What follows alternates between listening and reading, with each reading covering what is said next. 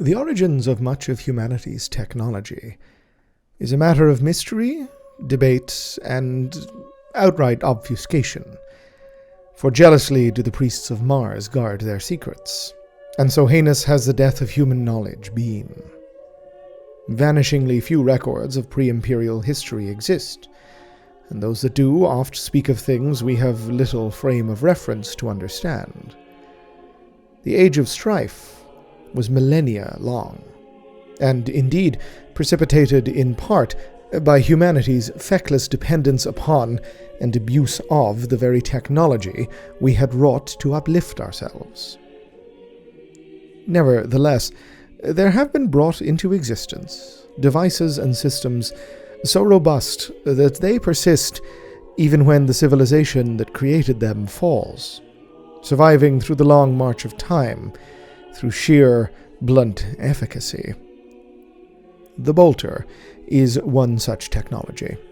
What is apparent from both historical record and modern proliferation is that the weapon is ancient, prevalent in human societies millennia before the Emperor rose to prominence on Terra, and ushered in an era where the bolter became synonymous with his military regime.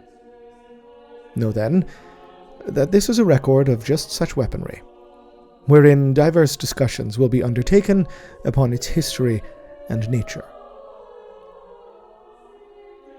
As mentioned, the origins of the bolter can be reasonably assumed to have occurred sometime during the Age of Technology, when the massive expansion of human colonization across the galaxy.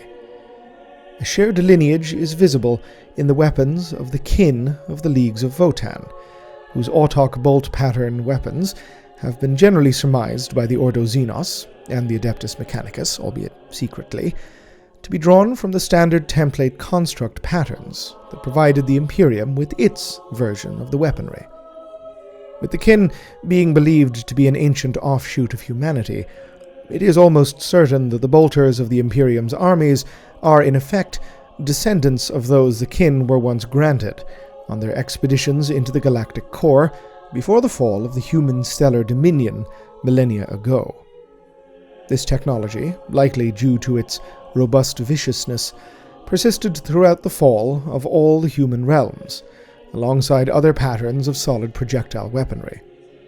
The damage wrought to the galaxy during the machine wars, subsequent Xenos invasions, and warp upheavals had devastated the supply chains of human colonies that produced the most advanced of our species' creations, even if their creators had not been obliterated from reality by the unknowable technologies of those long, lost conflicts. Multiple STC patterns were prevalent across surviving human worlds of the galaxy during the Age of Strife, and including Terra itself. The Terran bolter is thus something of a misnomer, a common misconception arising from the iconic prevalence of the weapon amongst the earliest deployments of the Legiones Astartes. Initially, at least, the place of the bolter as the weapon of choice for the Emperor's legions was far from assured. Several patterns of personal weaponry existed on Terra that could potentially have filled the purpose, but none possessed the correct combination of robust simplicity, ease of manufacture, and sheer killing power that the bolter did. First born by the Thunder Warriors of the Legios Catagus, and then the Space Marines of the Legiones Astartes, the only true challenge to the bolter's dominance came following the reunification with Red Mars, under the rule of the Mechanicum. The Volkite pattern of thermal weaponry used by the tech priests of Terra's sister planet was, if anything, even more destructive than the bolter. They were rolled out en masse to the Legiones Astartes where possible, but ultimately the same issues of manufacture that plagued armaments like the iconic Terran disintegrator afflicted the Volkite too. Such weapons were relegated to the role of specialized support weaponry, being too complicated to render at scale, making the bolter the iconic symbol of the Great Crusade. Since then, The standard layout and pattern of the device has seen iterations, but ultimately revolves around the same core concept and technology. Bolt weapons are named for the signature mass-reactive shells that they fire, ranging between .60, .75, and .0998 caliber. To make a perhaps crude analogy, they are as if one combines a grenade launcher with a rifle. Bolt shells may appear to be absurdly large bullets, but they function more akin to chemically propelled rockets. They are jacketed in corrosion-resistant alloys and crafted with an armor-piercing diamantine tip to deliver the explosive charge, all atop a solid metallic core and chemical propellant. When the trigger of the bolt weapon is pulled, the gun's hammer strikes the shell's percussion cap, igniting the shell and propelling it from the gun's barrel at speeds that break the sound barrier. Once clearing the barrel, the internal propellant then ignites, speeding the shell's passage even further. Once piercing the target, minute internal sensors detect the impact and trigger the explosive charge, detonating from within the foe. This is what makes the bolter so uniquely and devastatingly destructive, as well as superlatively useful against targets both armored and unarmored. It is, of course, against the latter that they are at their most visibly efficacious. Targets lacking any protection will simply disintegrate into flying chunks of meat and viscera. Even heavily armored targets may be cannily debilitated by pinpoint bolter fire. It is only the rarest armor that can withstand sustained high explosive impacts, and once bolt shells begin to pierce said armor, any shell can theoretically simply be ruptured from the inside. This is notwithstanding the sheer sensory atrocity that is sustained bolter fire. Thunderous explosions mingling with supersonic bursts, combining to create an auditory assault, almost as debilitating to morale as seeing one's comrades burst apart from within.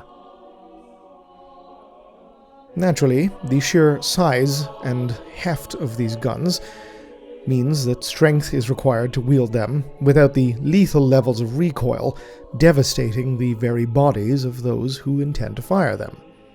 They are thus wholly impractical for use by unaugmented troops, but perfect main battle weapons for the Space Marines of the Astartes, whose combination of genetically enhanced physiques and powered armor allows them to wield bolters as a baseline human would use a solid slug autogun. During the Great Crusade, several contiguous bolter patterns marked the weapon's first rollout to the legions. Of these, the Phobos pattern, named for the Martian moon, and commonly identified in historical record alongside the earliest Mark II Crusade pattern power armors, is almost certainly the earliest bolter design to be used en masse, especially during the Crusade's earliest years. Firing .70 caliber rounds, the Phobos bolter featured auto-sight sensors designed to link with Mark II armor, and would only see replacement once the Tigris pattern and Umbra patterns, contemporaneous with power armors Marks IV and VI respectively, were broadly adopted by the legions. Following the conclusion of the Heresy and the advent of the Scouring, these patterns passed into the realm of relic weapons, as many of their STC patterns and knowledge of manufacture had been lost or deprecated during the fires of Horus's ambitions.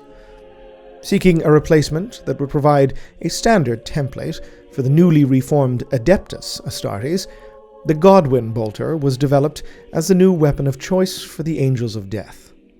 Advances included a genetic sensor, permitting its usage only by Astartes of a specific chapter's gene lineage, as well as internal targeting sensors that linked to power armor helm displays for increased accuracy. Different Astartes chapters, especially those fulsomely supplied or of a special privilege, were granted leeway to iterate upon their bolt weaponry, leading to the production of chapter-specific variants across the 10,000-year history of the Adeptus Astartes. The Blood Angels, for example, developed the Angelus pattern, a wrist-mounted bolter designed to be used by warriors simultaneously wielding two-handed combat weapons. The Salamanders developed the Nocturne pattern, named, of course, for their homeworld. But other, smaller chapters bore idiosyncratic bolters, such as the Ryza Ultima variants employed by the Star Phantoms during the Badab War. This is, of course, not even considering the unholy array of debased variations employed by heretic Astartes forces of either the original traitor legions or many renegade chapters abroad across the galaxy. That being said, there is fundamentally little practical difference between the bolters held by traitors and those borne by loyalists, remaining as they are weapons of the same fundamental STC patterns. This is, of course, a great boon to the heretics, who will often wage system-devastating wars, whose sole purpose is to resupply their ammunition and armaments. There have, of course, always existed heavier forms of bolt weapons alongside the more iconic Astartes firearm. Most recognizable is the heavy bolter, an upsized belt or drum-fed variant that sports not only a far larger caliber, but increased rate of fire. Heavy bolters are perhaps the most commonly used bolt weapon in the Imperium, as they are utilized as turret weaponry on a huge array of Imperial armored fighting vehicles, aircraft, and fortifications, as well as two-person heavy weapon support teams in the Astra Militarum. Power armor or genetic enhancement can allow a single individual to operate a heavy bolter, allowing for their usage not only amongst the Astartes, but the battle sisters of the Adeptus Sororitas. Such is the caliber of shells fired by heavy bolters that sustained fire can even obliterate heavily armored infantry and light vehicles. This too can be scaled, such as the truly massive Vulcan mega-bolter weapons mounted on Imperial Titan-class god engines and super-heavy armor. Some mega-bolters are even used upon void ships, especially those outfitted for fast interdiction operations. The mega-bolter can fire hundreds of shells in mere seconds, shredding even the heaviest of armor under a tidal deluge of high explosive impacts.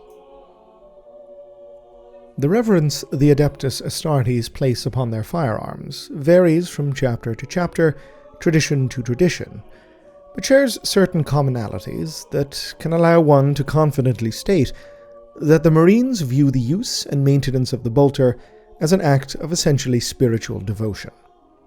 Both are undertaken with heavily ritualized formality. While veneration of the sacred machine is common across the Imperium for almost all technology to greater and lesser degrees, the acts of the Astartes are ingrained into their psychology through hypno-indoctrination and psycho-conditioning. It is further supplemented by the diktats of the Codex Astartes itself, the hallowed tome stating that both bolter drills and holy maintenance be undertaken as often as duties permit in order to keep such skills razor-honed. One of the more common of said drills, colloquially known in the Astartes as the Phalanx Minute, after the mobile star fortress of the Imperial Fists, requires the Marine to fire 75 shots at a 6-inch diameter target from 275 meters away within a single minute.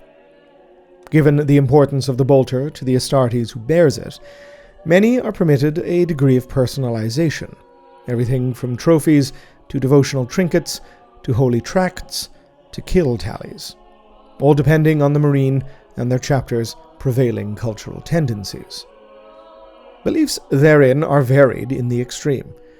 The Silver Templars, for example, believe that the bolter is an extension of the Astartes themselves. Losing it is not only akin to losing a limb, but is considered a supreme stain upon the warrior's honor, mandating quests be taken to recover lost or stolen weapons that may even lead to the end of the Marine's life in glorious combat. Other chapters are of a far more practical mien. The Raptors, for example, are supremely diligent in the maintenance of their weapons, but will readily discard them should their usage no longer be required within specific mission parameters. In recent years, massive changes have been made to the bolter weaponry utilized by the Adeptus Astartes following the return of Primarch Rubut Guilliman. As part of the Ultima founding of the Space Marine chapters, Guilliman additionally undertook a seismic and truly unprecedented reforming of the Codex Astartes and the roles Marines play upon the battlefield, largely thanks to the revolutionary development of the Primaris Space Marine by Archmagos Belisarius Cawl. Not content to merely upgrade the fundamental biology of the Astartes, Cawl took it upon himself to ensure that these new warriors of humanity could be arrayed with a wholly new set of iterations of Imperial technology, with the bolter foremost amongst them. The Godwin pattern has thus been retired as the iconic weapon of frontline Astartes, replaced now by the Mark II Cawl pattern bolt rifle, a larger weapon with a longer barrel, improving both its range and overall stopping power.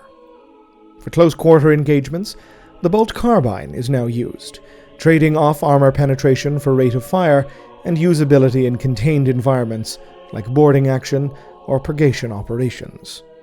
It can also be upgraded with auger arrays for stealth deployments by vanguard units.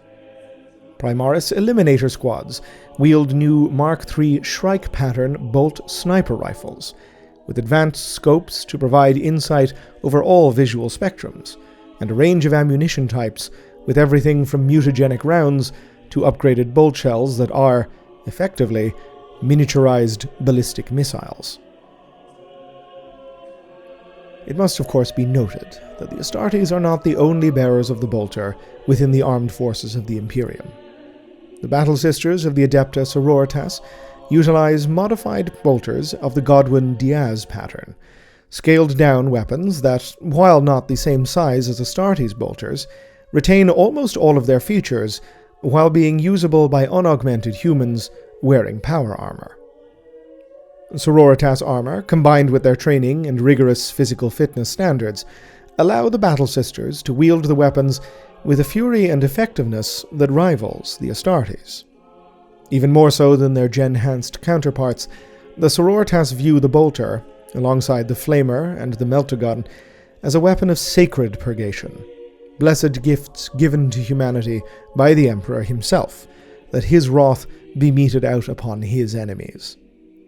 They are instruments of holy death, sacred tools for the conducting of divine retribution, and as such, the Order's militant practice manufacture, upkeep, and maintenance of their weapons with an extreme degree of ritualization, ensuring both bolter and bolt shells are sanctified and consecrated with appropriate reverence.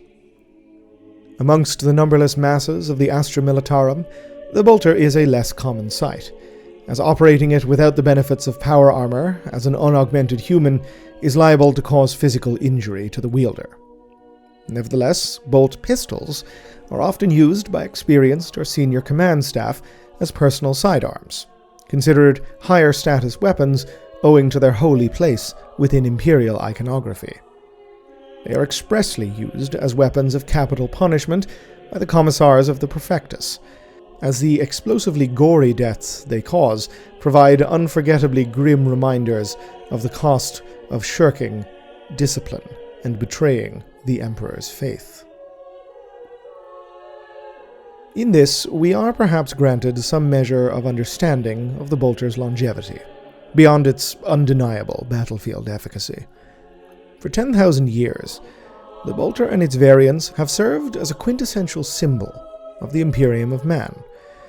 Bolter fire is an aural punishment, tearing the very air apart with sonic ruptures even before the torrent of explosive shells find their mark with ruinous devastation.